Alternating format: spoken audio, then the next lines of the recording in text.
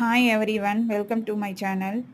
இன்னைக்கு sir Philip Sidney எழுதின an apology for பொயட்ரியோட 6th and 7th பேராகிராஃபை எக்ஸ்பிளைன் பண்ணுறேன். இதில் சிட்னி காட் இருக்கிற சர்ச்லையும் பொயட்ரிக்குன்னு ஒரு பிளேஸ் இருந்துச்சுன்னு சொல்கிறாரு. அதுக்கு எக்ஸாம்பிளாக டேவிடை சொல்கிறாரு. David ancient Jewish king. He is the author of the songs in the Old Testament. அவர் எக்ஸலண்ட் குவாலிட்டி உள்ள ஒரு பர்சன்.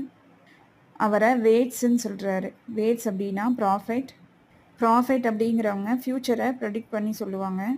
அவர் எழுதின சாங்ஸில் மீட்டர் ரொம்ப காம்ப்ளெக்ஸாக இருக்கும். அதை ஃபுல்லாக கூட நம்மளால் அண்டர்ஸ்டாண்ட் பண்ண முடியாது.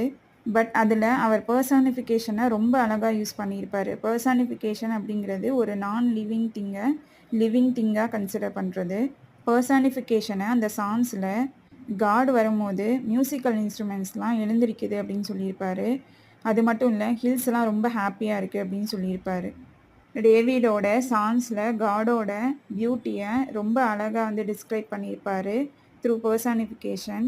அதை படிக்கும்போது அப்படியே காடோட லவ், அவரோட பவர் அப்படியே நம்ம கண்ணு முன்னாடி நிற்கும். அழகாக எழுதியிருப்பார். ஸோ இந்த எக்ஸாம்பிள் மூலமாக காட் இருக்கக்கூடிய சர்ச்லையும் பொயட்ரி இடம்பெற்றிருக்கு அப்படின்னு சொல்கிறாரு சிட்னி. தென் போயட்டை ஒரு மேக்கர்னு சொல்கிறாரு. கிரீக்ஸ் வேர்ஸ் எழுதுகிறவங்கள போயட்டுன்னு சொன்னாங்க. வேர்ஸ் அப்படிங்கிறது இங்கே ரைம், ரிதம் அதெல்லாம் வச்சு எழுதுறது.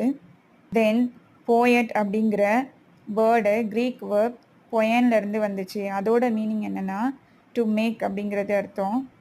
ஸோ கிரீக்ஸ் போயட்ஸை எப்படி பார்த்தாங்கன்னா மேக்கராக பார்த்தாங்க. அதே மாதிரி தான் இங்கிலீஷ் பீப்புளும் பார்த்தாங்கன்னு சொல்கிறாரு. இங்கே மேக்கர் அப்படிங்கிறது நியூவாக ஒன்றை க்ரியேட் பண்ணுறவங்க அப்படின்னு அர்த்தம். நியூவாக க்ரியேட் பண்ணி ஒரு நியூ வேர்ல்டையோ இல்லை ஒரு நியூ எமோஷனையோ கொடுக்குறவங்கன்னு அர்த்தம். இதுதான் 6th and 7th பேராகிராஃபோட summary. Content உங்களுக்கு பிடிச்சிருந்ததுன்னா லைக் பண்ணுங்கள். Any doubts ask me in comment.